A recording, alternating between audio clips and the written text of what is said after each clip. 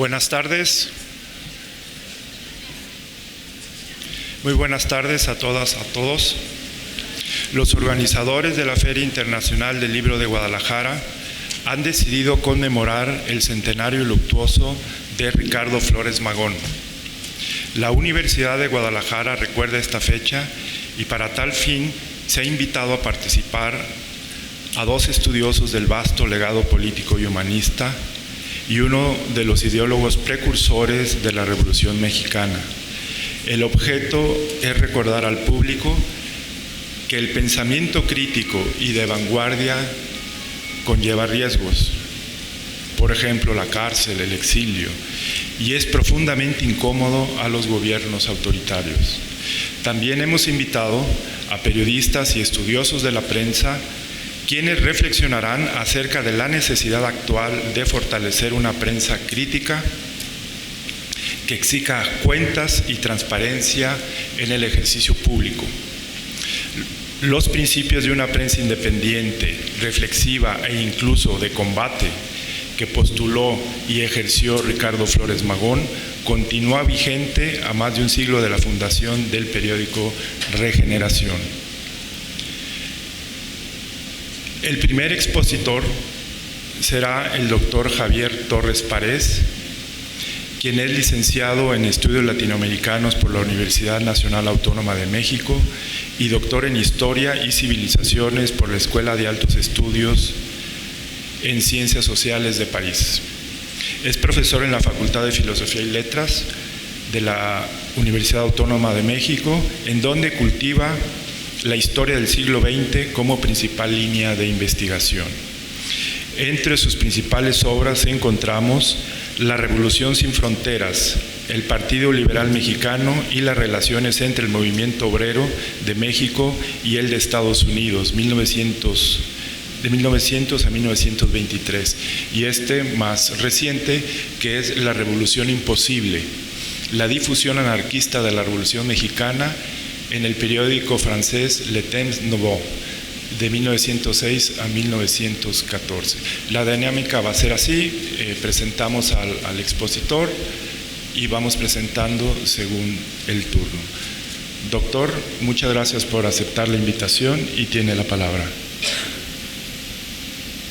Bueno, desde luego me siento muy honrado de participar aquí con ustedes y agradezco mucho al colega Francisco Hernández, que me ha invitado, a la universidad, y a los demás compañeros que nos acompañan, pues muchas gracias. Yo quería plantear en esta ocasión una cosa que me parece importante. En la historia social inglesa, cuando estudian las revoluciones del siglo XVII, Christopher Hill y otros importantes historiadores de esta corriente, Edward P. Thompson, dicen que es imposible hacer una revolución si no somos capaces de pensar en un mundo alternativo, en un mundo nuevo. Por eso titulé esta ponencia como Imaginar un mundo nuevo, cómo lo produjo y lo propuso la prensa liberal de México. Y cuando veo el tema, en el caso inglés, quienes pensaron esta opción de sociedad, de cambio, de revolución, fueron los grupos religiosos, de hecho sectas religiosas puritanas que cuestionaron a la Iglesia del Estado y cuestionaron a la nobleza y generaron esta posibilidad de esta sociedad alternativa. En el caso de México, yo encuentro algo semejante, por ejemplo, en el historiador José C. Valadez, que dice que en realidad una revolución como la que se produjo en las primeras décadas del siglo es algo sorprendente, la llama la Gran Revolución de México, y porque se refiere a un proceso o a un conjunto de procesos de gran profundidad en el que, dice, salvo por la presencia limitada de la era industrial, dominaba, lo cito, la rutina de las aldeas y haciendas en las rancherías y villas. Allá y acá la vida de los seres humanos no tenía mayores mutaciones, y subraya, era un país rural, vivía ruralmente, pensaba ruralmente, creía ruralmente, y el régimen porfirista no hacía más que conservar esa condición. Parecía que se encaminaba a su continuidad insondable, dice José C. Valadez, que es un historiador notable, y señala cómo las actitudes de autoritarismo del régimen porfirista empezaron a generar, particularmente en la Ciudad de México, una creciente inconformidad. Es la que analiza inicialmente, pero vamos a ver que se extiende a todo el país. Dice él, lo cito: descontento que, partiendo de la media ilustración de la Ciudad de México, fue abriéndose paso hacia las clases rurales. Esto es muy importante porque hay un conjunto de ideas que se difunden no solamente en la situación urbana, sino al campo también. Y en este ámbito social, dice Valadez, cito, no fue difícil que la oposición literaria y política del general Díaz se convirtiera en espíritu subversivo.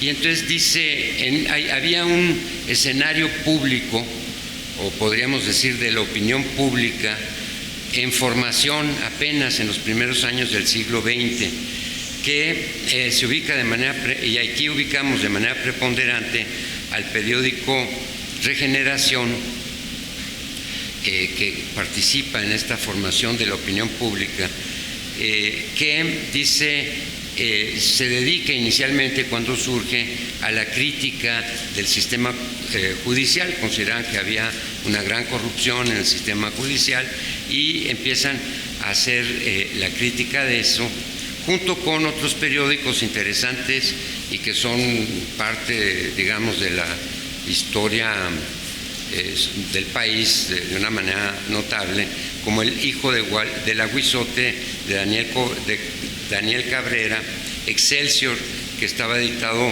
por Santiago de la Hoz, y Vesper, que estaba dirigido por una mujer muy interesante, directora de este periódico, Juana B. Gutiérrez de Mendoza, que también vivió exilada. Y es muy interesante ver, por ejemplo, que en las listas de libros que recomiendan estos periódicos encontramos libros de Kropotkin y de otros pensadores sociales que voy a mencionar en un momento. Y entonces, cuando surge Regeneración en el primer año, que es a lo que me remito en esta exposición, tiene una larga vida Regeneración, es un periódico jurídico independiente que publicó su primer número el 7 de agosto de 1900, y sus directores era el hermano de Jesús, licenciado Jesús Flores Magón. Por eso a muchos de nuestros colegas no les gusta que hablemos del magonismo y centremos las cosas en Ricardo, sino del PLM, que fue un conjunto de revolucionarios en donde adquirió un gran papel, desde luego, Jesús. Pero bueno, aquí están, Ricardo, pero aquí están por lo pronto Jesús, el licenciado Antonio Casitas y el propio Ricardo, que decían que este periódico era producto de una convicción dolorosa, que era básicamente la corrupción de la justicia.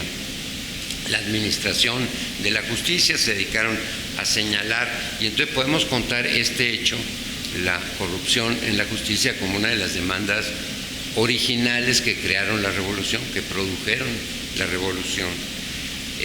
Porque decían, esto es una vergüenza pública, y se encontraban pues con una opinión muy indiferente, le llaman en su lenguaje todavía decimonónico un espíritu público decaído, que hay que estimular, ¿no? Pero a pesar de eso, la publicación encontró muy rápidamente interlocutores, corresponsales, y corresponsales en muy diversas publicaciones, y las actuaciones de los jueces eran criticadas y se señaló, y este es otro de los orígenes de la revolución, que no se respetaban los ideales de la reforma de Juárez, ¿no? Y de la Constitución de 57. Se empieza a criticar entonces la política de conciliación con la Iglesia de Díaz, y este es otro de los orígenes, ¿no?, de las demandas originales de la revolución. Ya en la segunda entrega de Regeneración, el 15 de agosto, se defiende a la Constitución de 57 diciendo que la justicia tiene que ser gratuita, que no se puede cobrar, que eso es un fraude, que ya los ciudadanos pagan impuestos para que la justicia sea pronta y gratuita, cosa que no ocurría. Hay una serie de impuestos que provocan una gran molestia a todas las ¿cómo se llaman?, gestiones oficiales, sacar un documento de distintas cosas, incluso unas escrituras, en fin, llevaban un sello que era otro impuesto que también generó una gran inconformidad, ¿no? Yo he visto estos sellos, están así en los documentos, ¿no?, y tienen un precio. Y una de las cosas que empiezan a criticar es la institución de los jefes políticos. Estoy yendo un poco rápido, pero esta institución, dice, se convirtió, leo un fragmento, dice: en su demarcación estos señores parecen señores de horca y cuchillo, y eso no encaja bien en un país civilizado. Es decir, este sistema, digamos, adicional de autoridad que generó Porfirio Díaz para mantener el control regional. Entonces los jefes políticos a veces tenían más autoridad que los gobernadores y eran profundamente arbitrarios, no había quien los controlara, y informaban directamente a Díaz, ¿no? Y desde luego empiezan en Regeneración a criticar la represión de la prensa, y esto se va a volver un centro importantísimo de inconformidad. En Regeneración, por ejemplo, les causó una gran alarma que se arrestara a Daniel Cabrera, que era el propietario del Hijo del Aguizote, que fue acusado por injuria grave a causa de una caricatura publicada en su periódico, y fue encarcelado, aunque ya era un hombre de muy avanzada edad y enfermedad, lo cual ponía, dicen los editores de Regeneración, en peligro su vida. Entonces empiezan los periódicos que empiezan a criticar al régimen a sufrir una creciente represión, y esto tuvo un efecto en los redactores de Regeneración. Así, por ejemplo, señalan las prisiones arbitrarias de varios periodistas, y no solamente de periodistas, sino de gentes que ellos consideran que han sido injustamente encarcelados y que no encuentran los medios para poder salir, y esto les parecía pues muy arbitrario. También, por ejemplo, salió un diario del hogar al que incorporaron a sus corresponsales, y protestaron, por ejemplo, por la prisión de la Gaceta, del director de la Gaceta de aquí de Guadalajara. Y en su tercer número, ya del 23 de agosto de 1900, señalan, digamos, esta oposición o esta crítica que le hacía la Iglesia siempre que tenía oportunidad a Juárez, y les parece que esto pues ya no era admisible, porque pues Juárez era el gran padre de la patria y no se podían permitir estos insultos. Les exigen a las autoridades que tomen cartas en el asunto. Entonces, uno de los puntos, les decía, que causa irritación en contra de Díaz es esto que llamaron la política de conciliación con la Iglesia, que no con la religión, porque todos ellos se casaban en la Iglesia y bautizaban a sus hijos, y todo era más bien el poder, ¿no?, el poder político, digamos, que podía ejercer la Iglesia. Criticaron mucho el control de la educación de las mujeres por parte de la Iglesia en su momento también, tratando de emanciparlas para que ellas tuvieran su propia participación.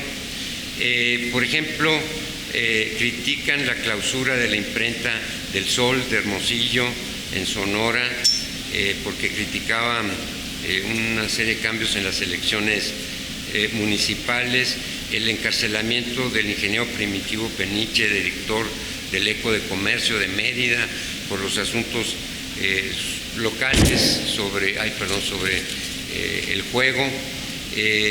También la aprehensión de Gregorio Flores, que era redactor del periódico Juan Panadero de aquí de Guadalajara, que aunque fue liberado, pues sufrió los embates de los policías, del prefecto político, también algunas represiones que se dieron en Zamora, Michoacán.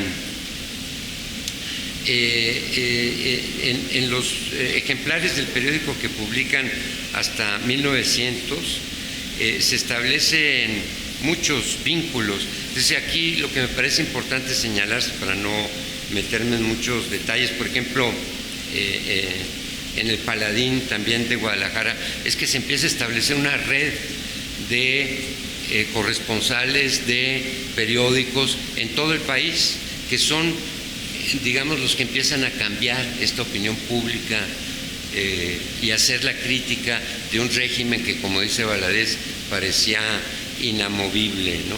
Entonces, por ejemplo, hablan de un nuevo periódico que era dirigido por los licenciados Leopoldo Valencia y Enrique Bravo, director y secretario de este nuevo periódico, El Paladín de Guadalajara. En el número 5 de Regeneración hay un artículo que la llaman La Prensa y el Estado, titulado La Prensa y el Estado, a propósito de las clausuras de la prensa.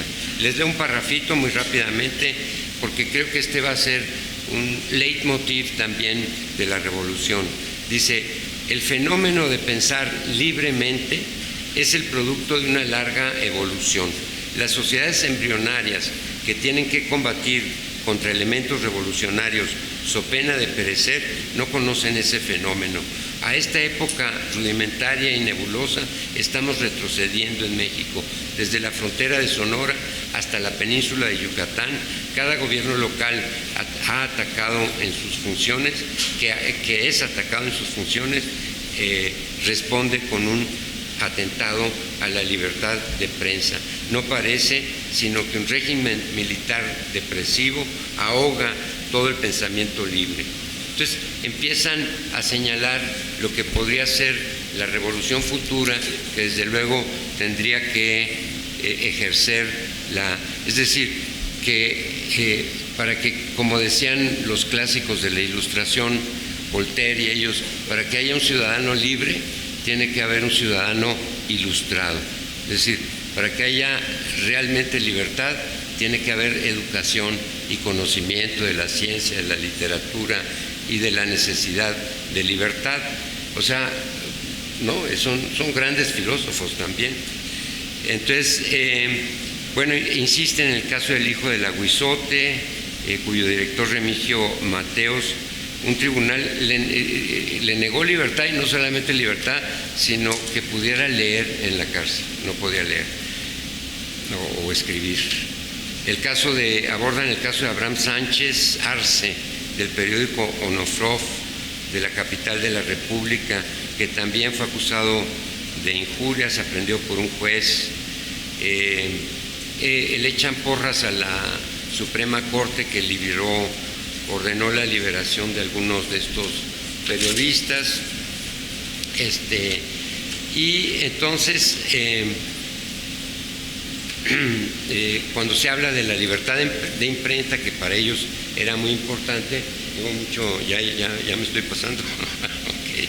Dice, al lado de temas como al lado de temas como la actuación morosa o ilegal en los asuntos en manos de los jueces, o sobre los juicios de lanzamiento por falta de pago en las rentas de los inmuebles, los directores de Regeneración se ocupan, y esto fue muy importante, del obispo Ignacio Montes de Oca y Obregón, quien era ocupaba la silla episcopal en San Luis Potosí, y ahí pronunció un discurso diciendo que ya las leyes de reforma habían muerto, eran troncos ya convertidos en ceniza, y esto pues a los liberales les indignó y empezaron a...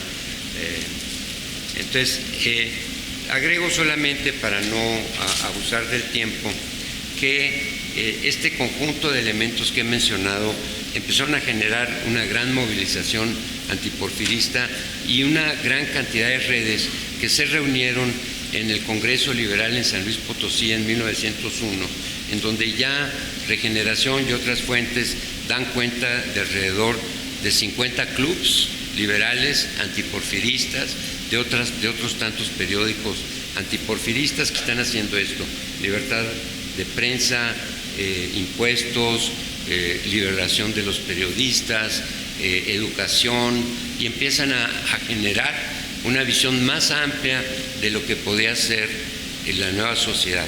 Empezaron a imaginar un mundo nuevo. Muchas gracias.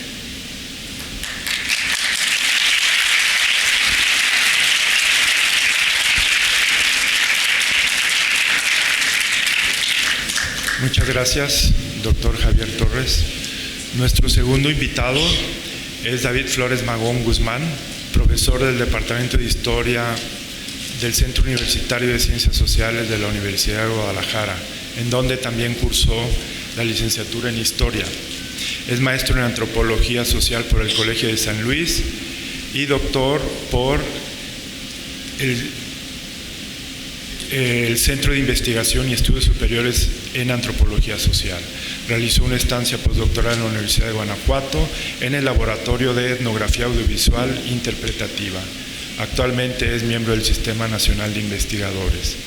El doctor Flores Magón Guzmán tiene una sólida trayectoria en el campo audiovisual, ha dirigido cortometrajes, ha sido fotoperiodista en varias publicaciones y fundador del Laboratorio Interdisciplinario de Investigación Audiovisual, que pertenece a la Red de Investigación, Conservación y Producción del Patrimonio Audiovisual, conformado por académicos, investigadores, profesionales, colectivos e instituciones de la región centro-occidente de México. Gracias por aceptar estar con nosotros y cedo el micrófono. Muchas gracias por la invitación, a Francisco, especialmente a Celia. Bueno, pues justo me parece como súper importante como este foro y muchos foros que se están abriendo justo en la conmemoración del asesinato o muerte de Ricardo Flores Magón. Eso espero llegar ahí como a platicar un poquito de eso. Y bueno, también un poco en este sentido, el periodismo contemporáneo lo que nos ha enseñado es a nombrar las cosas como son, ¿no? Entonces, bueno, entraré por ahí, espero más adelante en este momento coyuntural, que es lo que nos reúne, que es la conmemoración de los 100 años, ¿no? Y bueno, me parece fundamental repensar y releer la figura de Flores Magón desde perspectivas históricas y contemporáneas, porque justo estamos hablando de la corriente más radical del proceso revolucionario, ¿no? El movimiento tiene sus características propias, no podré andar ahorita en muchas cosas, pero sí quiero dar un pequeño perfil de, bueno, principalmente de la figura de Ricardo, pero sí en general de lo que es el Partido Liberal Mexicano, el movimiento magonista, que ahorita voy a hacer una acotación también, porque bueno, está atravesado por procesos binacionales entre México y Estados Unidos, y esto es algo como muy importante en la historia de Ricardo Flores Magón, y además está atravesado también por contextos globales como la Revolución Rusa y la Primera Guerra Mundial, ¿no? Entonces esto le da una dimensión, bueno, tanto a la figura de Ricardo, como les comento, como el movimiento magonista, que, bueno, hago la acotación, como decía el doctor Javier, le llamamos movimiento magonista o magonero a esta idea de este proceso histórico, de este movimiento revolucionario, pero siempre Ricardo Flores Magón fue un opositor a este nombramiento, porque evidentemente él negaba, como anarquista, el culto a la personalidad, ¿no? Entonces él siempre negó que era el movimiento magonista, pero bueno, lo utilizamos, digamos, a manera académica para entender o englobar un proceso histórico, un proceso revolucionario, y desde ahí es como lo estoy como nombrando. Y bueno, es importante este movimiento que comenzó con bases jurídicas liberales de esta tradición.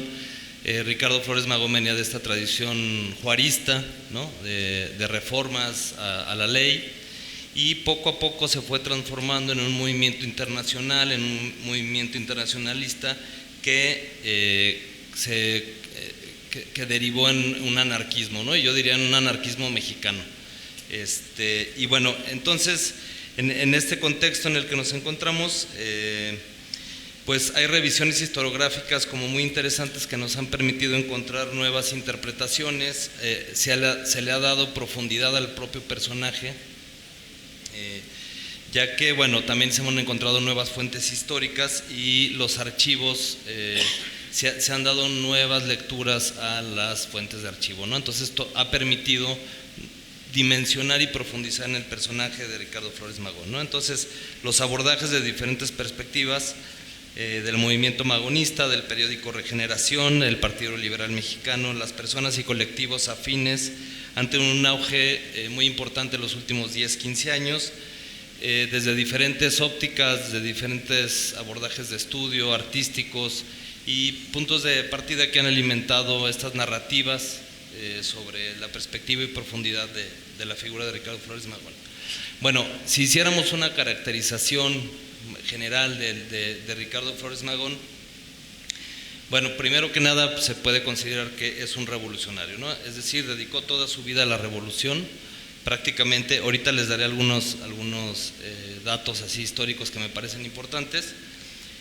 También desde la lectura que se le da a su figura, no solamente, digamos, no de manera personal, sino de manera como impactó en ciertos sectores y en la sociedad, se podía considerar un ideólogo y un maestro, ¿no? Es un maestro, digamos, en términos de este mundo que platicaba el doctor Javier, de este mundo utópico, de este mundo que imaginó y que puso en un contexto en el que nadie podía decir nada, nadie hablaba de nada, nadie protestaba por nada, ¿no? Entonces, en este contexto, bueno, Ricardo junto con colaboradores fue quien puso el punto de partida o quien sembró la semilla, ¿no? de empezar a repensar las ideas, de empezar a pensar la realidad desde otra perspectiva. Bueno, fue un escritor y, digamos, un periodista de oposición. Evidentemente la noción de periodista en este contexto es un poco diferente a lo que hoy entendemos como un periodista, pero bueno, en ese contexto el medio, el que utilizaban, el medio de combate principal, que era el periódico Regeneración, que duró 18 años, pues fue su arma de combate, ¿no? Entonces prácticamente se le nombra como un periodista de oposición por el medio que utilizaba. Bueno, fue un radical que luchó y se posicionó desde los márgenes, es decir, nunca estuvieron cerca de poner, y eso le da una característica diferente a esta historia, a este proceso de las revoluciones mexicanas o del proceso revolucionario en plural, en el que él no estaba como personificando un movimiento, sino más bien estaban tratando de construir una alternativa fuera de la personalidad de los actores, y siempre se posicionaron desde los márgenes en términos de el autoexilio que vivieron en Estados Unidos, que siempre vivieron huyendo de la justicia mexicana-americana, y que, bueno, finalmente siempre estuvieron como en una posición junto a la gente más necesitada, ¿no? Y bueno, pasó muchos años de su vida en la cárcel y huyendo de la justicia, como les comentaba. Se hacen un autoexilio en 1903, ¿no? Van a Estados Unidos. Bueno, se le puede entender también como un anarquista mexicano, lo podemos a lo mejor entender también como un precursor, ahorita voy a ahondar un poquito en esta línea.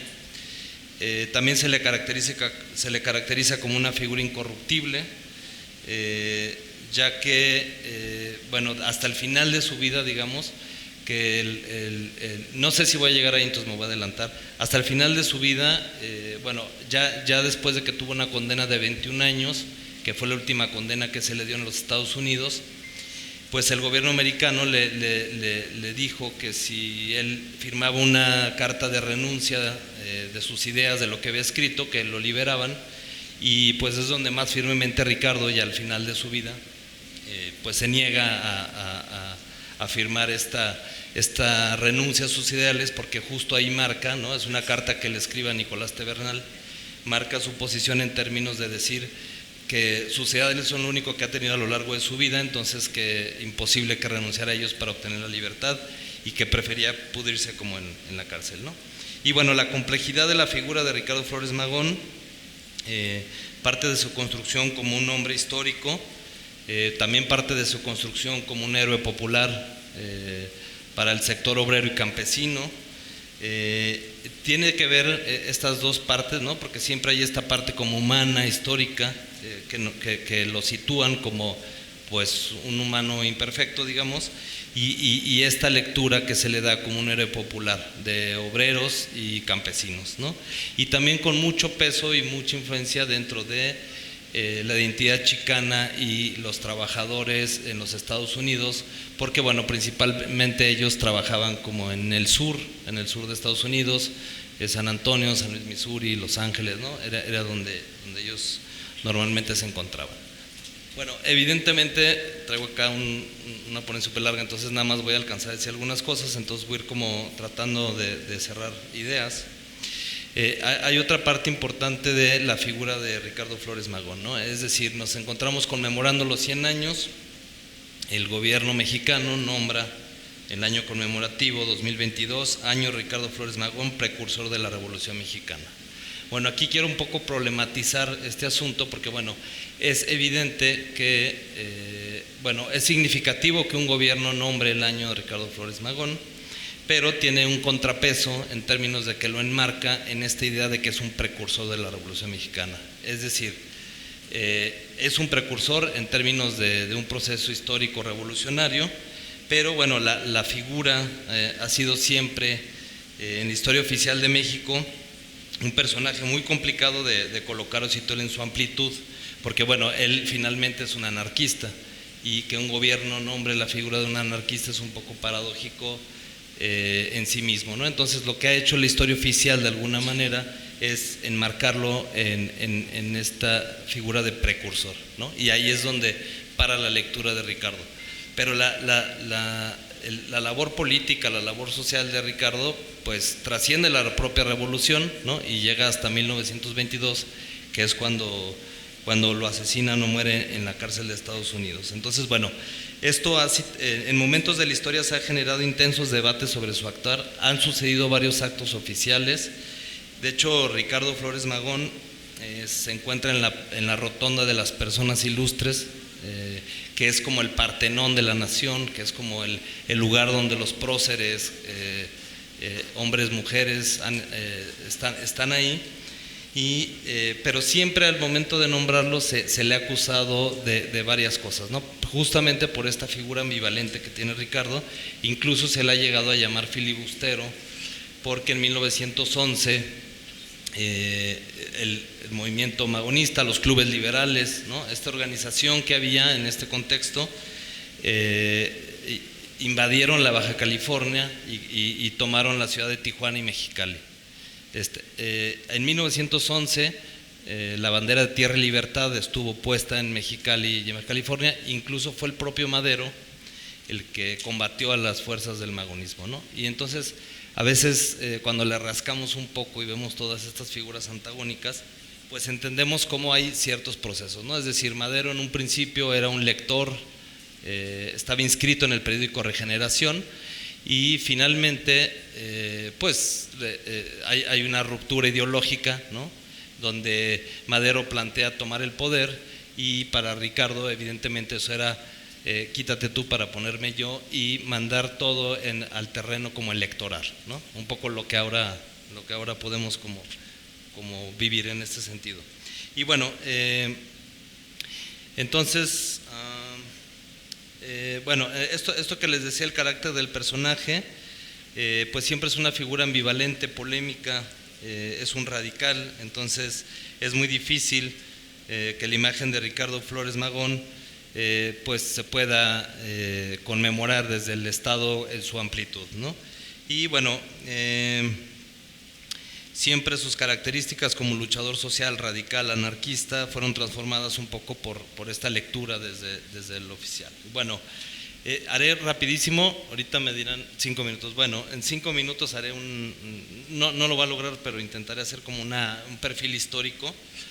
Es decir, eso es muy importante en el terreno de los orígenes de Ricardo Flores Magón, de dónde viene, quién fue su padre, su madre, porque bueno, él nace el 16 de septiembre de 1873 en San Antonio el Xochitlán, en la Sierra Mazateca de Oaxaca, y su papá Teodoro Flores, él fue un combatiente, ¿no?, de la intervención francesa. Él era parte del ejército mexicano, él tenía la Legión Mazateca y de hecho peleaba muy cercano, muy pegado a Porfirio Díaz.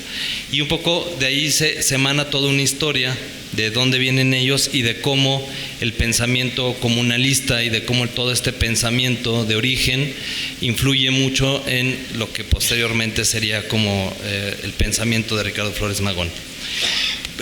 Señalaré nada más, por ejemplo, un antecedente. En la primavera de 1892, Ricardo participó en la primera manifestación estudiantil de México en contra de Porfirio Díaz, cuando cursaba estudios en la Escuela Nacional de Jurisprudencia.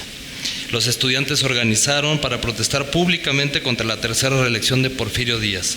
Jesús y Ricardo Flores Magón fueron encarcelados por primera vez, que sería la primera de muchas cárceles que entraría Ricardo, ¿no? Es decir, empieza no solamente, este es como el antecedente de organizarse con un grupo de estudiantes para protestar contra Porfirio Díaz abiertamente en una plaza, lo cual generó este inicio de lucha. De ahí fundan el periódico Demócrata, donde empiezan como a colaborar y a publicar algunas cosas sobre la situación crítica del país, y en 1900 justo fundan el periódico Regeneración, que duraría 18 años hasta 1918, con la última publicación, que es por la razón por la cual condenan a Ricardo Flores Magón y a Librado Riveras a 21 y 15 años respectivamente. Y a partir de ahí ejercían periodismo político. Podemos entender muy bien, leyendo las páginas del periódico Regeneración, el pensamiento, ¿no?, de Flores Magón, ahí siempre vinculado a los problemas históricos del contexto en el que vivía, tanto en México como en Estados Unidos. Y bueno, no sé, voy a intentar bueno, hay una fotografía muy famosa del 5 de febrero de 1903 afuera de la casa del hijo del aguizote, en donde ponen la Constitución ha muerto, ¿no? Es una fotografía muy icónica. Entonces, este es otro momento como importante. Bueno, me voy a regresar un poquito a Regeneración, lo que les comentaba. En 1900 se llama Periódico Jurídico Independiente, hacia 1901 cambia Periódico Independiente de Combate. En 1901 es esta situación del Congreso Liberal, donde ya se empiezan a organizar pensando en el Partido Liberal Mexicano, y ya cuando están en Los Ángeles, el periódico Regeneración, su lema era semanal revolucionario. Bueno, por ahí dictan una orden el gobierno mexicano de que los artículos publicados por Ricardo Flores Magón estaban prohibidos, y finalmente los mandan al exilio, ¿no?, o al autoexilio.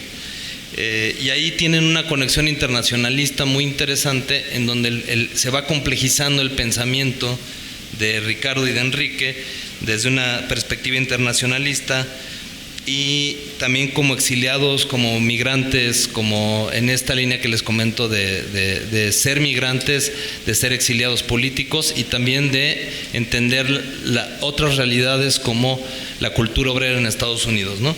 Y además, bueno, ahí se confluyen exiliados anarquistas de Rusia, de España, de muchas partes del mundo, ahí confluyen, y entonces empiezan a repensar ya desde una perspectiva internacional más amplia.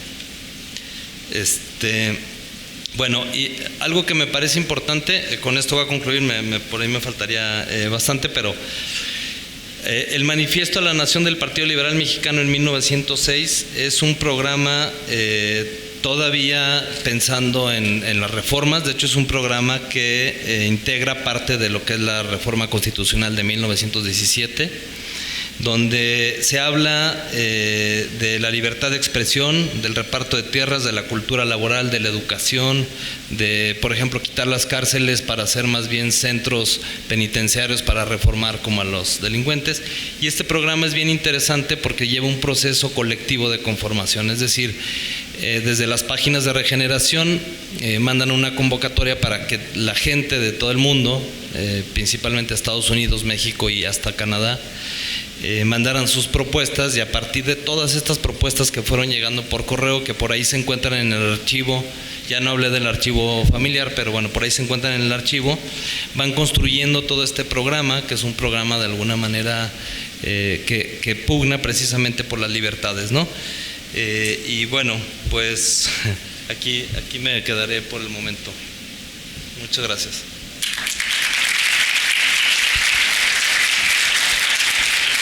Gracias, David. Y ahora cedo el micrófono a la doctora Frida Rodelo Amezcua, coordinadora de la licenciatura en Comunicación Pública de aquí de la Universidad de Guadalajara, quien presentará a nuestros invitados. Bueno, gracias. Vamos a continuar con la segunda parte de la mesa. Como ven, es un poco ancha, muy poco amplia. Entonces, bueno, como pueden ver a partir de las participaciones de David y de Javier, la figura de Ricardo Flores Magón puede analizarse desde distintas perspectivas, ¿no? Podemos centrarnos en su filosofía política, en su papel como ideólogo de la Revolución Mexicana o como precursor de este movimiento tan importante en la historia de nuestro país, o también como centro de una red de activistas binacional que logró cosas sorprendentes, tomando en cuenta que eran perseguidos, ¿no?, por espías en Estados Unidos y también en México, ¿no?, en el entorno más hostil que pudiéramos imaginar. Y también, por supuesto, podemos centrarnos en su papel como periodista, ¿no? Y la idea de esta segunda parte se basó en el supuesto de que esos ideales, esos valores que él enarbolaba desde Regeneración, ¿no?, de una prensa independiente, reflexiva, combativa, están más que vigentes, ¿no?, y son más que necesarios para reflexionar el presente, ¿no? Entonces, el objetivo de esta parte de la mesa es tender una especie de puente entre el pasado y el presente. ¿Qué pasado? Bueno, pues tenemos el papel de este periódico tan importante, Regeneración, que ya se mencionó, comenzó con el lema periódico jurídico independiente, dando así esta idea de que si no podemos hacer valer la Constitución, bueno, pues vamos a tratar de llevar nuestros reclamos a una especie de tribuna de la opinión pública. Y para seguir hablando de este tema, pues vamos a continuar con la participación de alguien ideal para hablar de esto, que es la doctora Celia del Palacio. Celia es doctora en Historia por la UNAM, miembro del SNI, nivel 3, miembro de la Academia Mexicana de la Ciencia y del Pen Club México. Ella es fundadora del Centro de Estudios de la Cultura y la Comunicación de la UV. Tiene como temas de investigación la historia de la prensa y la violencia contra periodistas en las regiones de México. Coordinadora del Observatorio de la Libertad de Expresión de la UDG. Y es autora y coordinadora de libros y artículos académicos y también de muchas novelas históricas y relatos históricos. Adelante, doctora Celia. Bueno, muchas gracias. Gracias. Pues muchísimas gracias y me da muchísimo gusto estar aquí en esta mesa. Y bueno, yo voy a ser como la bisagra entre el pasado y el presente, cosa que es bastante complicada de hacer y espero no meter mucho la pata y me corregirán ustedes. Bueno, quiero un poco volver sobre el contexto de la publicación de Regeneración en el Porfiriato. Y bueno, aparentemente había libertad de expresión, pero en realidad esta no existía. Hubo una larga discusión en todo el siglo XIX, es más, desde principios del siglo XIX, de cómo debían juzgarse los delitos de imprenta, es decir, si alguien hacía una acusación, una difamación, etcétera, etcétera, etcétera, ¿quién debía de castigar eso? Y siempre había como estas dos posiciones de que si la prensa debía ser juzgada por jueces del fuero común o si tenían que ser jueces específicos, jurados específicos de imprenta, ¿no? Entonces, bueno, desde 1868 ya se habían establecido estos jurados especiales para los delitos de imprenta, y en el primer periodo de Porfirio Díaz, pues los jueces también fueron más independientes del poder, digamos, central, ¿no? Pero luego se modificó este artículo 7º de la Constitución el 15 de mayo de 1883, a fin de que estos delitos de imprenta fueran castigados por los jueces del fuero común, que casi todos pues estaban comprados o muy cercanos o eran parte directamente del gobierno de Porfirio Díaz.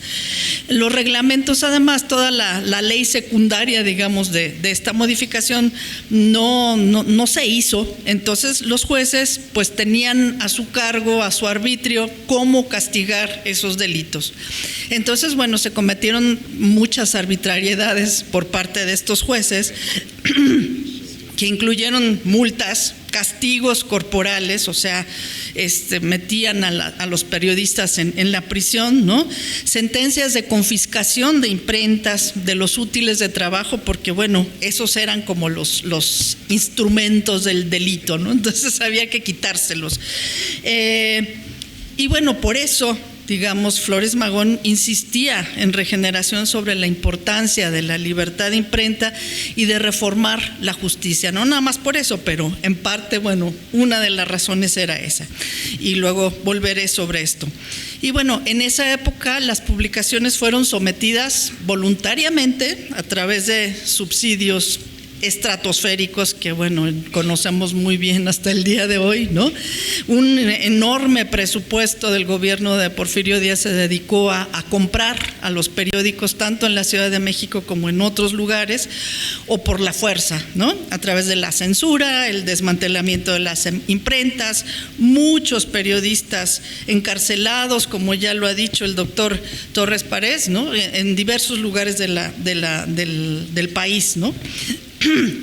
Incluso, bueno, en 1900 ya se habían reducido los periódicos, que durante los años anteriores del Porfiriato eran muchísimos.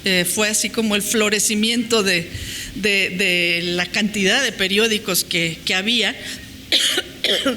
E incluso había una tradición de periodismo de combate, ¿no? Herederos de esa tradición de la Reforma, ¿no? Que a través de los periódicos se combatía de un lado y del otro, y luego de la Restauración, ya en el último periodo de Juárez, pues hubo un boom ahí de periódicos con caricaturas muy insultantes, algunas de ellas contra Juárez, contra la reelección, etcétera, etcétera. Y entonces digamos que había como eran herederos de esa tradición periodística, ¿no? Y encontramos, pues ya se han citado, hay varios: el Diario del Hogar, el Hijo del Aguizote, el Colmillo Público, el Diablito Rojo, la Voz de Juárez, el Chinaco, la Guacamaya y muchísimos otros.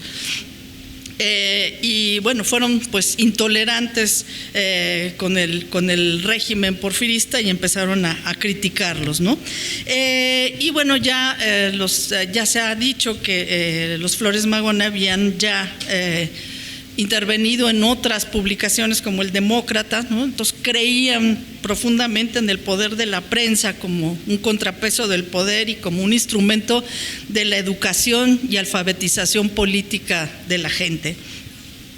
Entonces, bueno, como ya se ha dicho, Regeneración no se puede desvincular de las vicisitudes y del desarrollo del movimiento que tuvo en 3 países, ¿no? México, en Estados Unidos, brevemente en Canadá, donde también estuvieron, 20 años de existencia y múltiples interrupciones causadas por encarcelamientos, clausura de las imprentas, decomiso de ejemplares, prohibición de la publicación, amenazas de muerte, espionaje, cismas en el grupo también en diversos momentos, muchos contratiempos, ¿no? Entonces, bueno, no abundo mucho sobre solamente muy rápidamente como para poder entender, ¿no?, qué pasó ahí. Como ya se dijo, en 1900 se inició la publicación de Regeneración en la Ciudad de México y querían justamente denunciar el poder contra la mala administración de la justicia, fue su primer lema. Y bueno, uno de los intereses fue la libertad de expresión. Y quiero citar esto porque me parece muy importante. La prensa guarda en nuestros días una situación precaria. Se ahogan sus manifestaciones por temor al escándalo, a pesar de ser más escandaloso el ejercicio de actos punibles que se guardan en el secreto de una complacencia funesta. Si dicen los periodistas que el juez fulano o el magistrado sutano venden públicamente la justicia al mejor postor, deben ser considerados como reos de difamación o calumnia. Esta argumentación forzada e inmoral tiende a destruir el sabio principio séptimo de la Constitución y dar mayor auge a la impunidad. Que de continuar así, nos veremos algún día sujetos a un proceso por ataques a la libertad de comercio cuando digamos que un juez vende públicamente la justicia.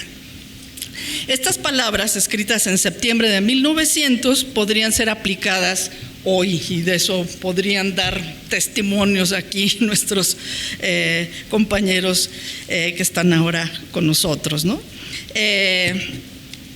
Por más que, bueno, ya la Constitución no podemos decir que protege dichos actos, pero siguen bastante vigentes por ahí, ¿no?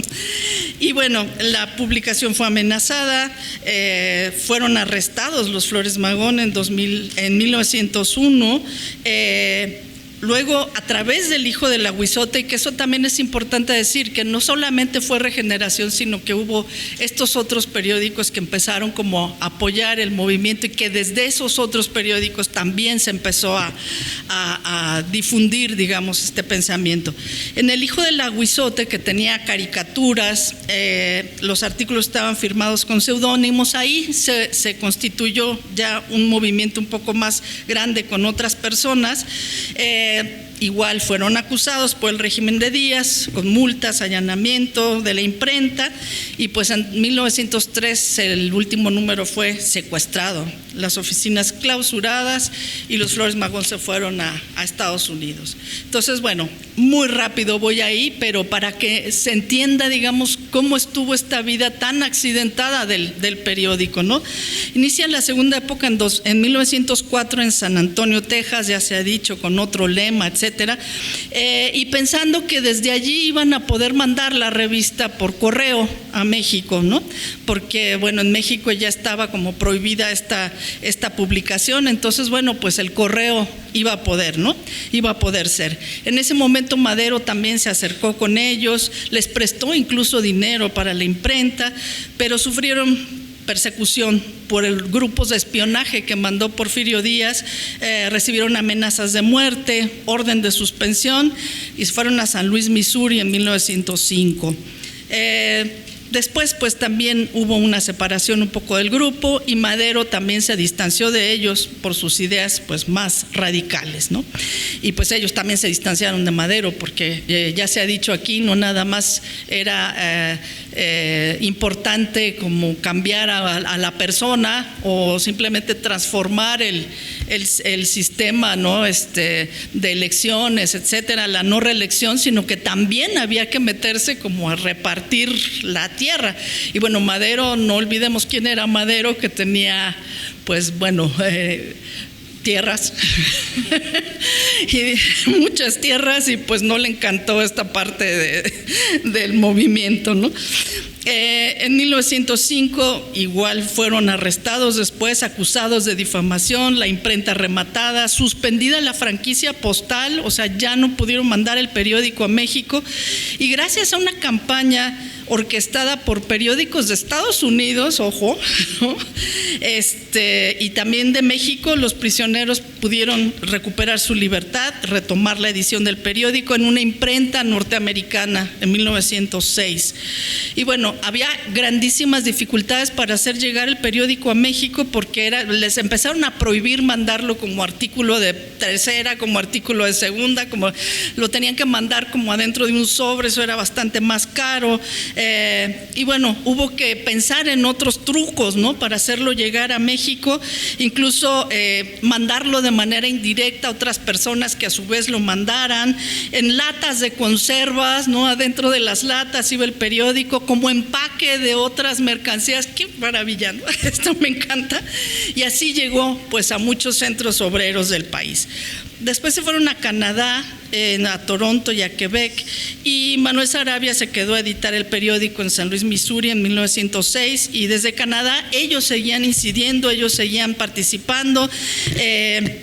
Y esto hicieron el programa del Partido Liberal, consultaron a muchísima gente, e hicieron un tiraje de 250,000 ejemplares y 500,000 de carteles que pegaron en diversos lugares, ¿no? Entonces, vaya, era un gran alcance.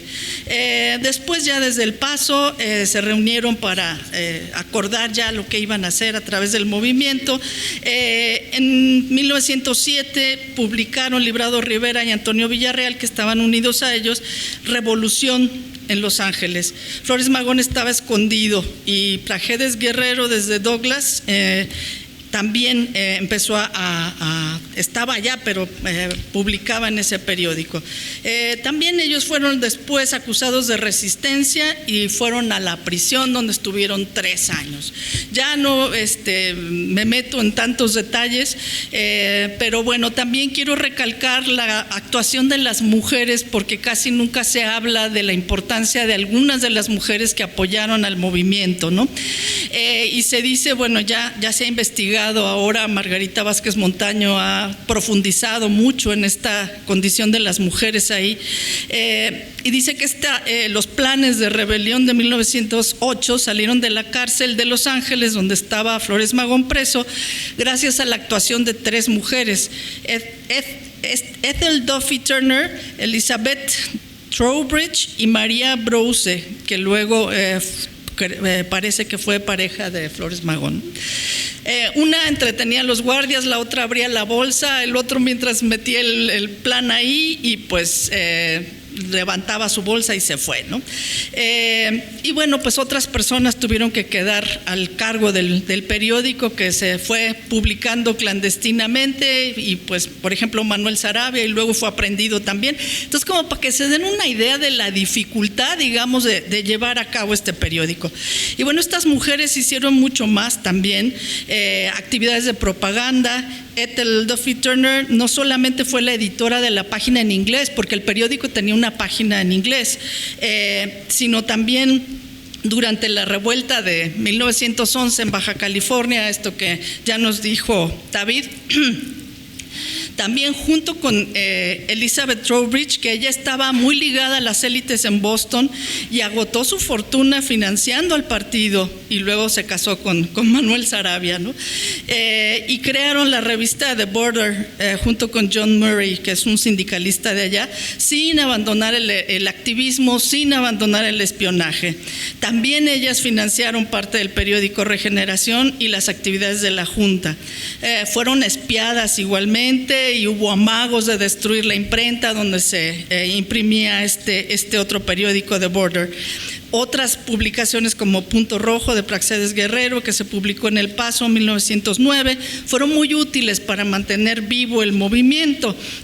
Entonces, bueno, ahí van, cada año alguna cosa más les pasaba, los metían otra vez a la cárcel, volvían a sacar el periódico, y pues siguió ahí, ¿no?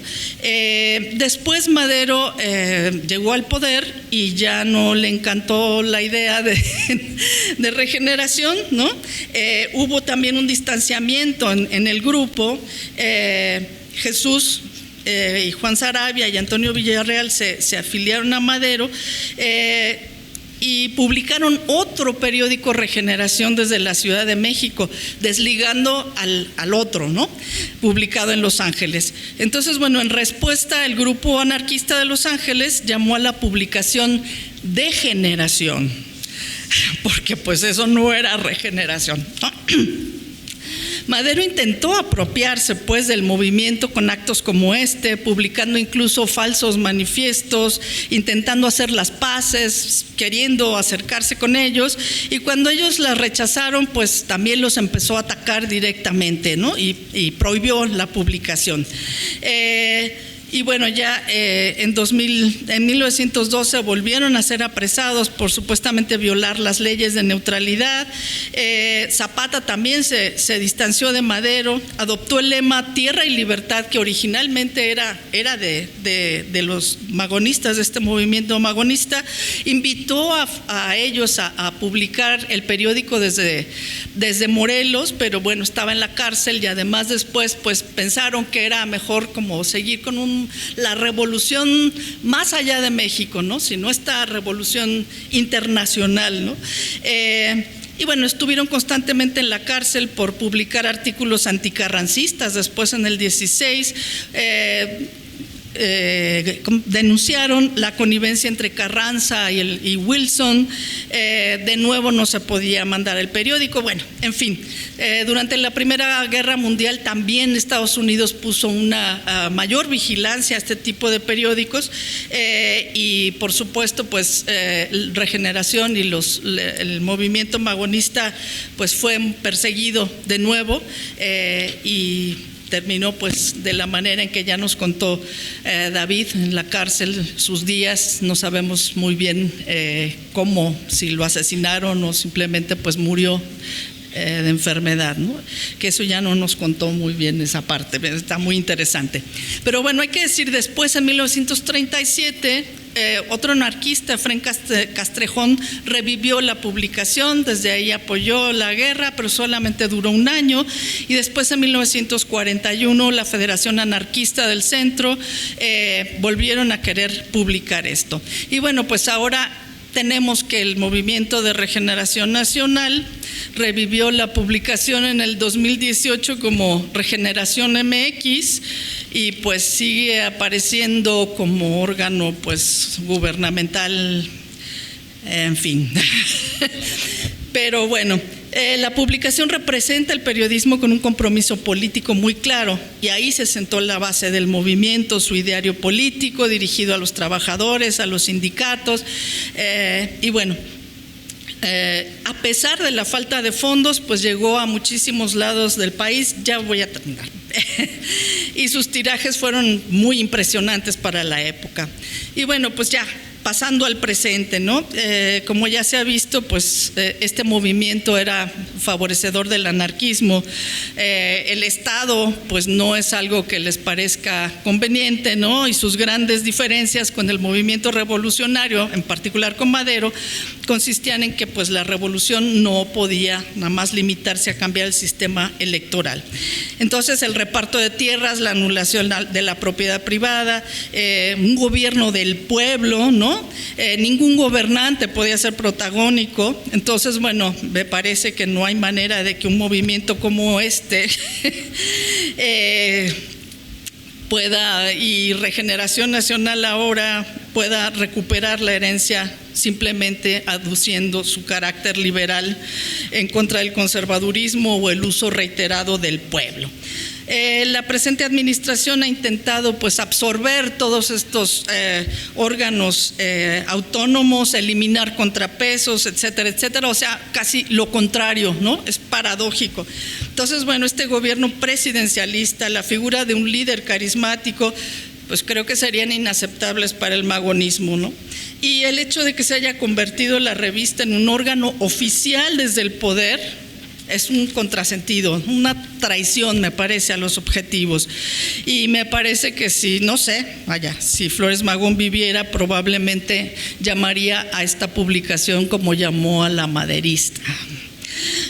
Así como el maderismo intentó apropiarse del movimiento, el carrancismo intentó destruirlo, algunos regímenes posteriores han intentado usar su nombre, este tampoco es la excepción, ¿no? Como se ha ido recuperando de manera superficial y sesgada a otros personajes de la historia.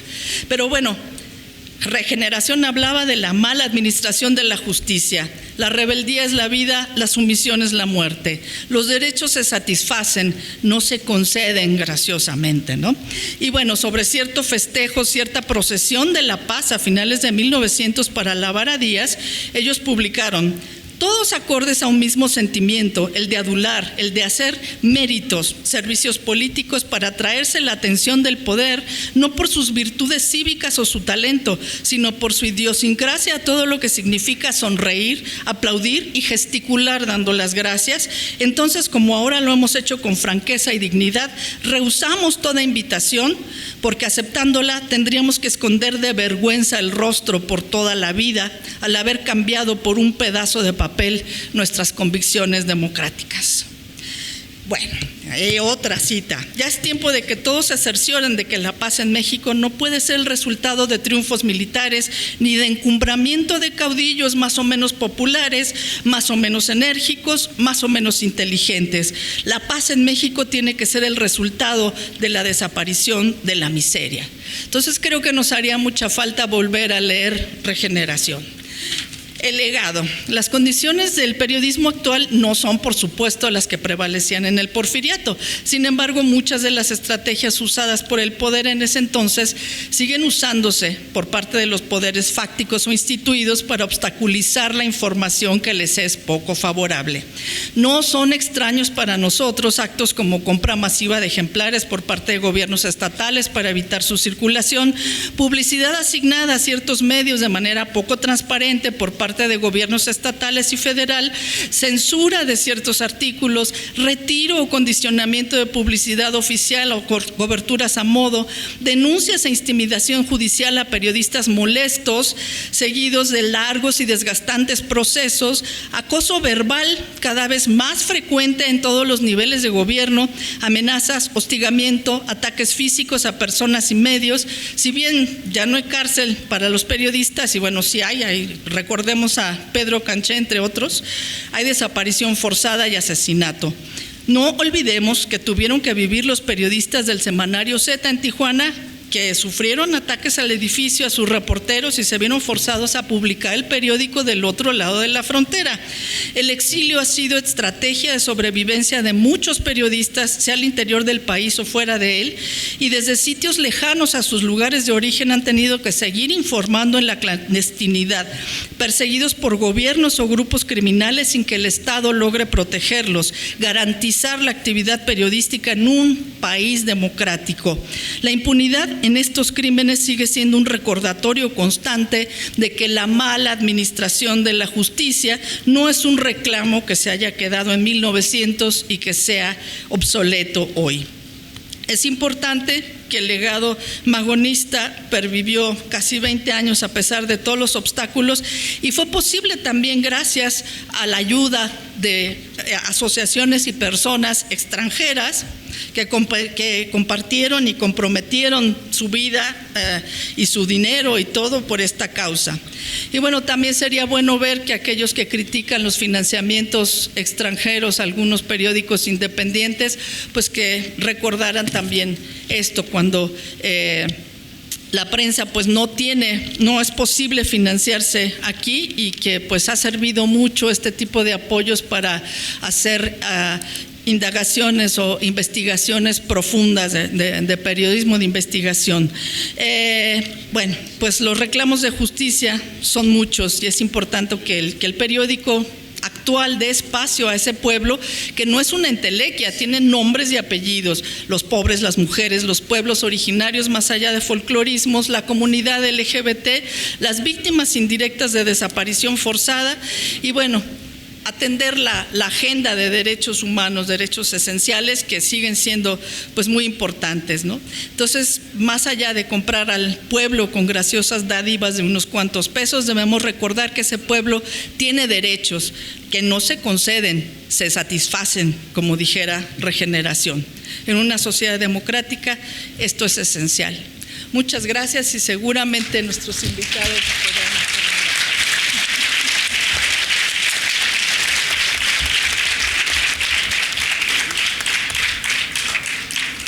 Muy bien, vamos a continuar con este tema de tejer esta especie de puente entre el pasado y el presente. Ricardo Flores Magón, ahí vemos la pasión, ¿no? La valentía, la persistencia. Y así también tenemos la valentía y persistencia de periodistas mexicanos, ¿no? En un entorno no ideal para practicar el periodismo. Un caso emblemático es el del periódico Río 12 y en este momento tenemos la participación aquí de Ismael Bojorquez, a quien presento. Ismael Bojorquez estudió Comunicación Social en la Universidad Autónoma de Sinaloa. En 1992 ingresó al diario Noroeste en Culiacán, donde formó parte del equipo de investigaciones y ocupó la jefatura de información. Fue corresponsal de la revista Proceso. En 2002, junto con sus colegas, fundó el periódico semanal Río 12, que se ha convertido en referencia, que recibió en 2011 el premio Mariah Morse Cabot, que otorga la Universidad de Columbia, y acaba de ser galardonado el mes pasado con el premio Alart a la Integridad Internacional. Adelante, Ismael. Muchas gracias. Pues buenas tardes a todos. Gracias. Me voy a robar 2 minutos nada más de los 15 que me dieron para comentarles algo, porque no pude dejar de recordar y volver a vivir algunas cosas cuando era más joven. Ahora que el doctor Párez hablaba, y también David y Celia, de la trayectoria de regeneración, del magonismo de Ricardo Flores Magón, de la aportación que hicieron, ubicando muy bien el contexto en el que ellos se movían en aquellos años, y del legado que dejaron también, ¿no? para los luchadores que le siguieron después, muchas décadas después. Yo creo que hacer un periodismo como el que hicieron ellos era pues una cosa muy natural, digamos, ¿no? Porque además no ocurrió solamente en México. Los bolcheviques tuvieron Pravda, por ejemplo, cuando iniciaron la revolución. Y acá en México, bueno, movimientos revolucionarios como la Liga Comunista 23 de septiembre tuvieron Madera, en honor al asalto al cuartel de Ciudad Madera, Chihuahua. Y si nos vamos un poco al reformismo, a otra parte de la izquierda, pues el Partido Comunista tenía un periódico que se llamaba Oposición, antes tuvo El Machete, en fin, como que era una tradición, ¿verdad? Pero eran instrumentos, no tanto, no pretendían estrictamente hacer periodismo. Ellos querían hacer la revolución, y los medios, este medio, digamos el periódico, pues era solamente un instrumento. A mí me tocó militar en una organización semiclandestina, lo digo claramente, no lo oculto, y conocí mucha gente de la Liga Comunista en aquel entonces, en los años 70. Nunca milité en la Liga Comunista, pero conocí mucha gente, anduve por ahí en la periferia, y después me afilié, digamos, me nucleé en una organización que editaba un periódico que se llamaba Rumbo Proletario. El dirigente de esta organización acaba de morir, se llamaba Armando Martínez Verdugo, hermano de Arnoldo Martínez Verdugo, comunista de cepa, ¿verdad? Y en 1980, por ahí debe haber 2 o 3 artículos míos en algunos de los ejemplares de Rumbo Proletario. En 1980 yo me fui a trabajar a Altos Hornos de México, en Monclova, Coahuila. Me mandaron para allá porque nosotros queríamos hacer la revolución. A los jóvenes ahorita esto no les dice absolutamente nada. estoy seguro que no les dice nada, pero nosotros en aquel entonces queríamos hacer la revolución. Y entonces pensábamos que la clase obrera era una de las principales fuerzas motrices de esa revolución. Y entonces me mandaron a mí a Monclova a trabajar a una planta que produce acero, y en donde trabajaban 14,000 obreros. Entrábamos por túneles a la planta.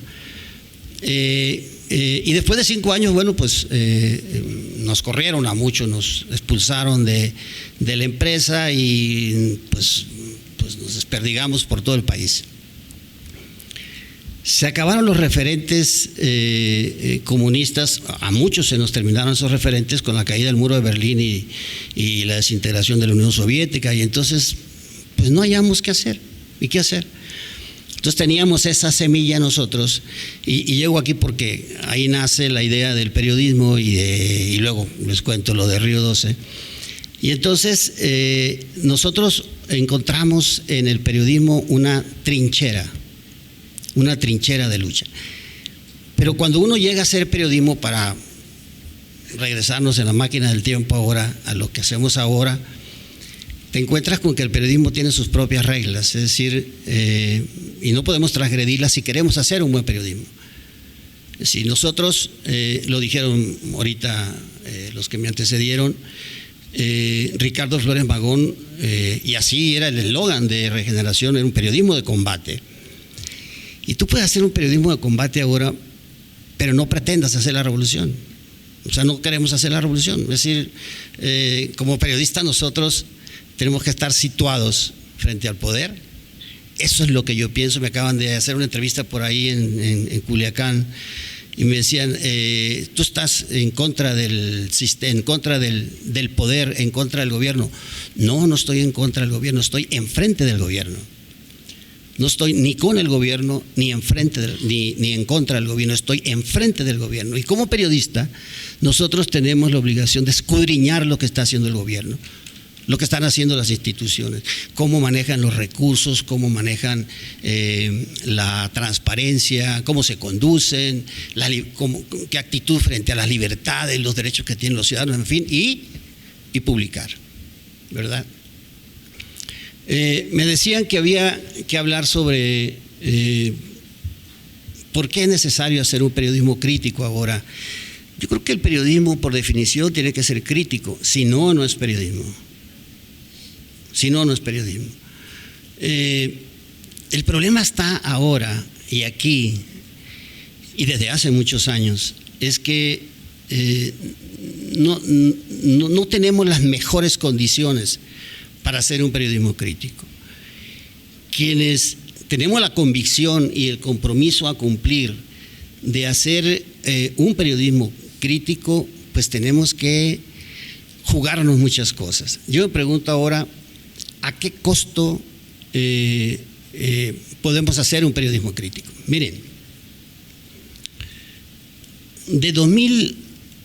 del año 2000 al 2022, en 22 años han matado, según los números de artículo 19, a 144 periodistas. 144. O sea, cualquier europeo que se encuentre con esta cifra dice, pues qué chingo está pasando en México, ¿verdad? En Colombia se vivieron tiempos muy difíciles, todavía se vive una situación muy difícil, y en otros países de América Latina, pero en México es un infierno hacer periodismo, ¿sí? Y la cuestión es que, y a mí la verdad me duele mucho, pero cuando pensábamos que las cosas podían cambiar un poco, empeoraron. No lo digo esto con un ánimo, con un sesgo, yo no soy político, pero nosotros teníamos la esperanza de que cuando cambiara el gobierno, las cosas podían cambiar, y no cambiaron. Si nos atenemos a los números, empeoraron. Solamente en este año, ya perdí la cuenta, pero han asesinado a 16, 17 periodistas. 17. En febrero mataron a 3 periodistas en Tijuana. Un mes más tarde mataron a 2 compañeros en Michoacán, que es una cosa dolorosísima. Mataron a un compañero monitor en un periódico digital, creo, ¿verdad?, en Michoacán, y al mes mataron al director. y desapareció el periódico. Esto empezó más o menos en el sexenio de Vicente Fox, porque tiene también una explicación. Es decir, el contexto en el que ocurre este ascenso de los crímenes de periodistas en México tiene que ver con el crimen organizado. Y tiene que ver también, no solamente con el crimen organizado, sino con el contubernio del gobierno y de muchas esferas del gobierno y de muchos niveles del gobierno con el crimen organizado. Según datos de Alejandro Encinas, subsecretario de Gobernación y que está al frente del Mecanismo de Protección de Periodistas, por lo menos en el 45% de las agresiones a periodistas, desde una amenaza por internet o una amenaza a través de un mensaje, en fin, hasta un asesinato, en el 45% participa un agente del Estado. ¿Qué es un agente del Estado? Pues puede ser un diputado, un presidente municipal, un regidor, un jefe policíaco, en fin. Y entonces, con eso tal vez nos podríamos explicar nosotros por qué el 95, 96 y más, seguramente, % de las agresiones a periodistas denunciadas no se castigan. Es decir, los niveles de impunidad andan arriba del 95%. ¿Cómo te lo explicas? Bueno, en gran parte te lo explicas por ahí. La otra porque el sistema de justicia, de persecución, etcétera, de administración de justicia, pues sigue siendo muy malo en México y sigue estando todavía muy corrompido. Esto empezó, repito, con Fox, siguió con Calderón, y luego con Peña Nieto y teníamos el mismo escenario en México con Andrés Manuel López Obrador. Cuando mataron a Javier hace 5 años, en mayo del 2017, dije yo que a pesar del impacto que había tenido la muerte de Javier, porque pues a las pocas horas de haber ocurrido el crimen ya se sabía en París, en Madrid, en todo México, Estados Unidos, en fin, todo eso, ¿no? No había que tener muchas esperanzas de que las cosas podían cambiar. En primer lugar, habían matado a un periodista de un gran prestigio. Y se suponía que tienes un poco más de protección, pero no es cierto, era un mito. Y yo decía que no iban a cambiar las cosas, porque el contexto en el que había ocurrido el crimen, a él lo mató el narcotráfico, el contexto en el que había ocurrido el crimen no iba a cambiar de la noche a la mañana. Es decir, el narcotráfico se fue desarrollando con el amparo del Estado, con el amparo del gobierno, de muchas esferas del gobierno, y se había extendido y profundizado en las últimas décadas, y eso era imposible revertirlo solamente con políticas de dar becas y de dar apoyos aquí y allá. O sea, tiene que ser políticas de Estado transversales que incorporen educación, salud, economía, obviamente la fuerza policíaca, militar incluso contra los cárteles, el tema de la desintoxicación de los adictos, en fin, y es un proceso que tiene que llevar incluso lustros o décadas tal vez, ¿no? Entonces, quien llegue con la bandera de que va a acabar con el tema en 2, 3 años es un farsante o no se está viendo la cara, ¿no? Entonces, no era. Y bueno, y me duele mucho decirlo, pero teníamos razón. A la vuelta de 5 años, después de la muerte de Javier, han matado más de 50 periodistas. Con Andrés Manuel llevamos ahora, hasta el momento creo más o menos, a veces los números no son tan importantes, pero con Andrés Manuel llevamos 35 periodistas asesinados. 35. Después de Javier han ido como unos 50. Y entonces, yo digo, ¿a qué precio hacer un periodismo crítico en México? Miren, el otro tema, ya lo tocaba ahorita Celia, la polarización.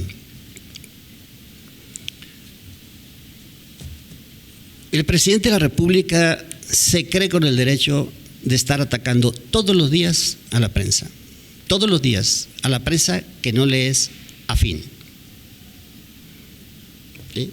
Y lo hace desde un espacio que no es de él, es nuestro, es público y lo pagamos nosotros además. El dinero con el que se transmite en la mañanera pues es de nosotros, es de los contribuyentes. Y él ha hecho de ese espacio un espacio personalísimo. Cuando durante décadas criticamos, y él se montó en esa crítica en sus años de opositor, el presidencialismo atroz que vivimos durante los gobiernos del PRI. Y que no cambió con los gobiernos del PAN tampoco, ¿eh?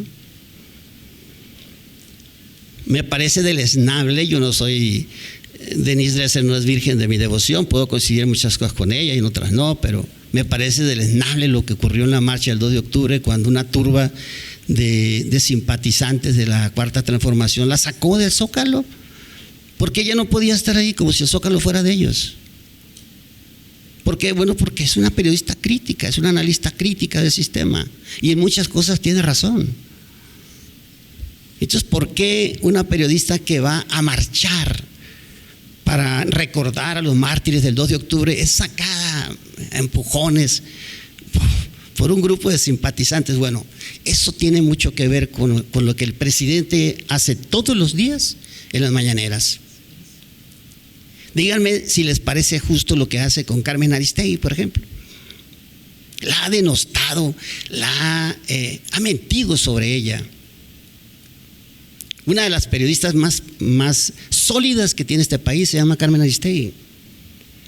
Y resulta que al presidente no le gusta lo que Carmen Aristegui entreviste a fulano, sutano, mengano, o publique La Casa Gris, etcétera. Estuvo bien con ella hasta que él llegó al poder y se dio cuenta que Carmen Aristegui era periodista. Nada más. Vean la revista Proceso, lo que pasó con la revista Proceso. A la revista Proceso empezaron a darle, y ahorita voy con el tema de la publicidad oficial, le empezaron a darle recursos, o sea, publicidad pues, porque además es dinero público. Y como la revista Proceso no cambió su línea editorial, le cortaron la publicidad. Ustedes vean la revista Proceso, agárrenla en los últimos 3 años, no van a ver una sola página de publicidad del gobierno federal. ¿Y saben qué dice Andrés Manuel? No somos iguales. Pues es igualito o peor a José López Portillo. Porque López Portillo le dijo una vez a don Julio Scherer, le dijo: Julio, no te pago para que me pegues. Porque le estaba dando publicidad a la revista Proceso, recién nacida, por cierto, nació en el 76. Y pues don Julio estaba haciendo su revista y estaba haciendo periodismo. Y López Portillo creía que con eso ya lo iba a callar y pues seguía haciendo periodismo. Y Julio, no te pago para que me pegues. Y pasó exactamente lo mismo ahora con Andrés Manuel y la revista Proceso. Exactamente lo mismo.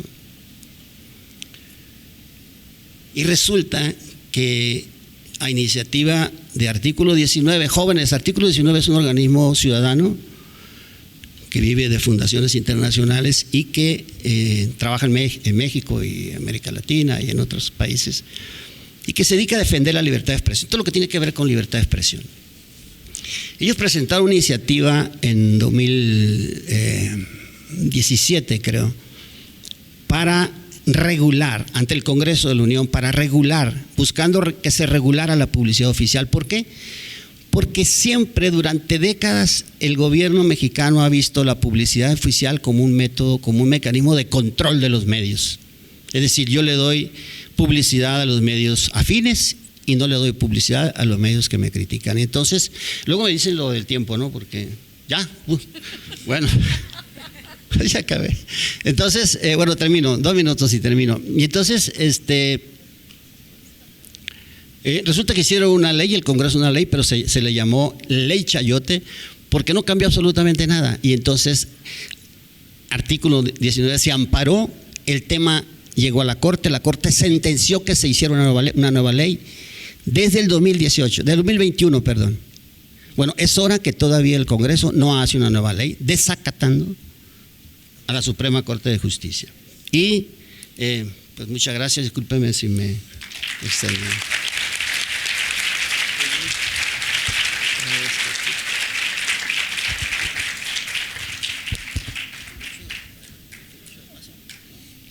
Bien, bueno, vamos a continuar con este tema de el puente entre el pasado y el presente, y ahora vamos a tener la participación de alguien a quien admiro muchísimo por la forma en la que está encendiendo la chispa, encendiendo la chispa del periodismo en jóvenes, ¿no? Con toda esta pedagogía del periodismo, ¿no? Y bueno, se trata de Darwin Franco. Él es doctor en educación y maestro en comunicación por la UDG, es miembro del SNI, además de académico es periodista especializado en derechos humanos, violencia y desaparición forzada. Ganó el Premio Jalisco de Periodismo en 3 ocasiones diferentes.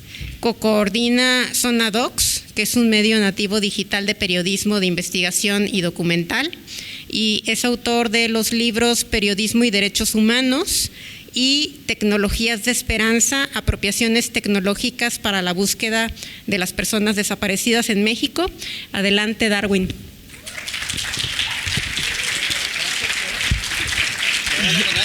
Sí, ¿verdad? Bueno, muchísimas gracias.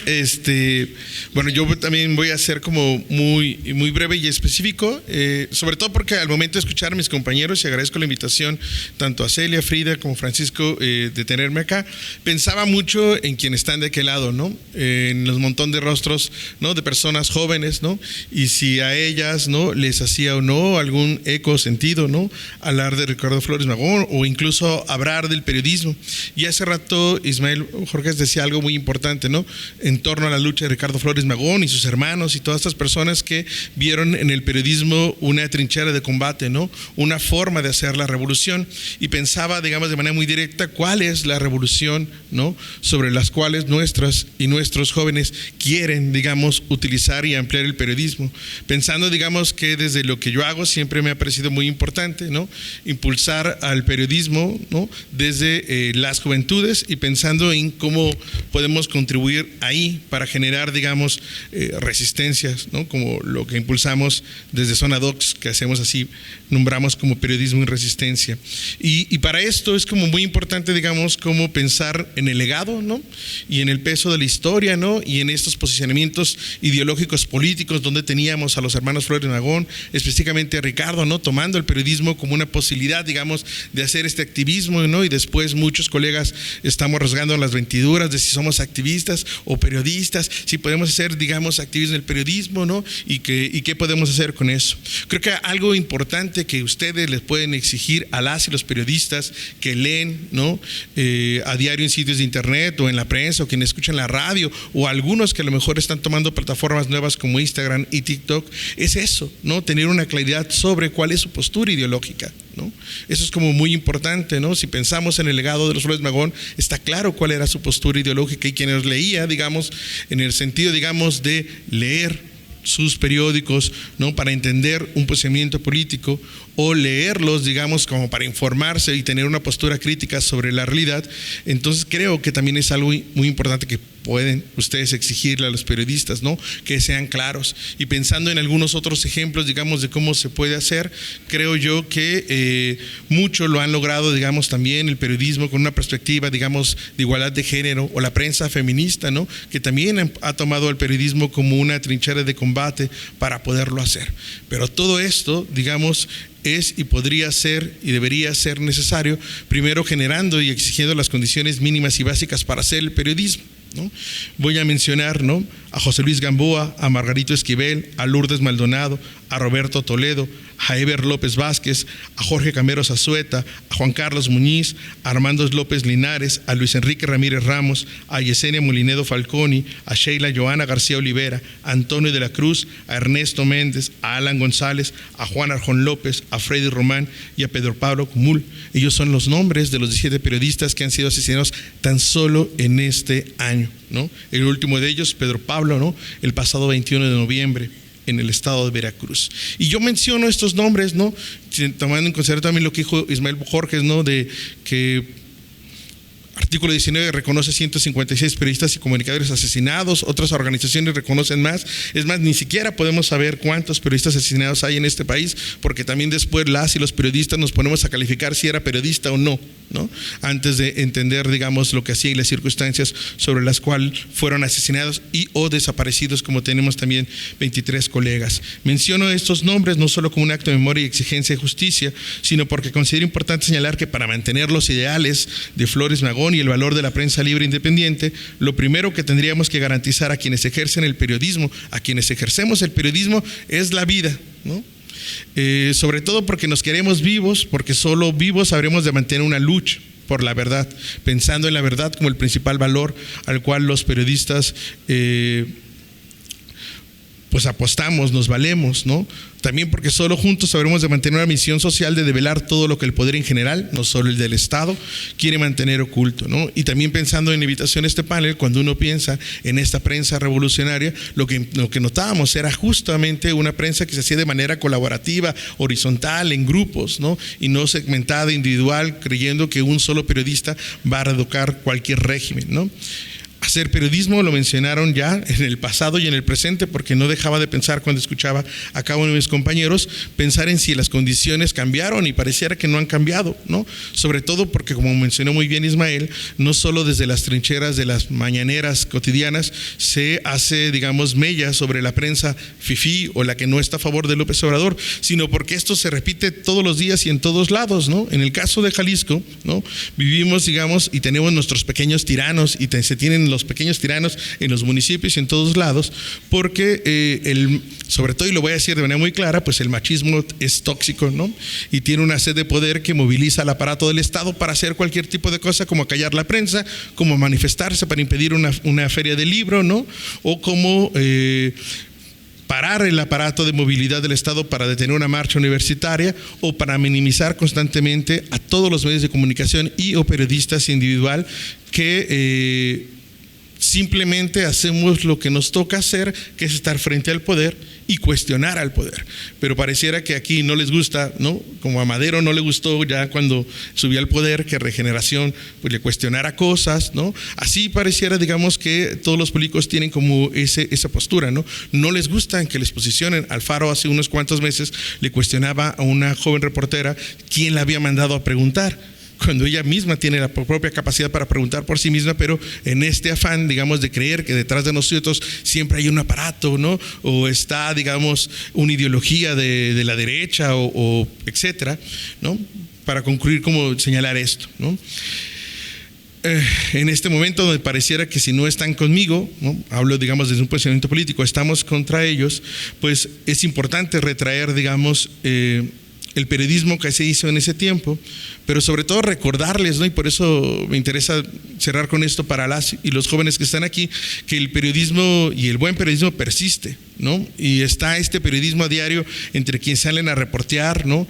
Entre quienes preguntan, y en el que todos los días tenemos como la encomienda de poder poner en la práctica lo que nos enseñó Miroslava, Regino, Javier, ¿no? El periodismo libre, independiente, aquel que se propugnaba desde la revolución, está ahí en los colegas que, alejado de todos los reflectores, ¿no? Que no tienen los salarios de muchos colegas, ¿no? Que están en la televisión o en los grandes medios, salen a preguntar y cuestionar todo aquello que no debería ser. Están ahí en decena de hermanos o colegas que, como la familia Flores Magón, entienden que el periodismo debe ser horizontal, solidario, independiente, o simplemente no será, ¿no? Por eso el legado de Flores Magón es importante, no solo porque ya lo señalaron, tenía una clara oposición al régimen de Porfirio Díaz o a la Cuarta Transformación o a la refundación de Jalisco, ¿no? Porque muchos periodistas, a lo mejor sin saber de Ricardo Flores Magón, están siguiendo sus ideales, ¿no? Y estamos propugnando y compartiéndolos con más jóvenes, ¿no? Porque creo que el legado tiene que ver con el derecho a la libertad de expresión, ¿no? El derecho a la verdad, la cual él defendía desde una ideología anarquista, sí, anarquista, ¿no? Y desde la cual siempre impulsó algo que yo también comparto y creo, y con eso concluyo, que el derecho de rebelión es sagrado. Muchas gracias.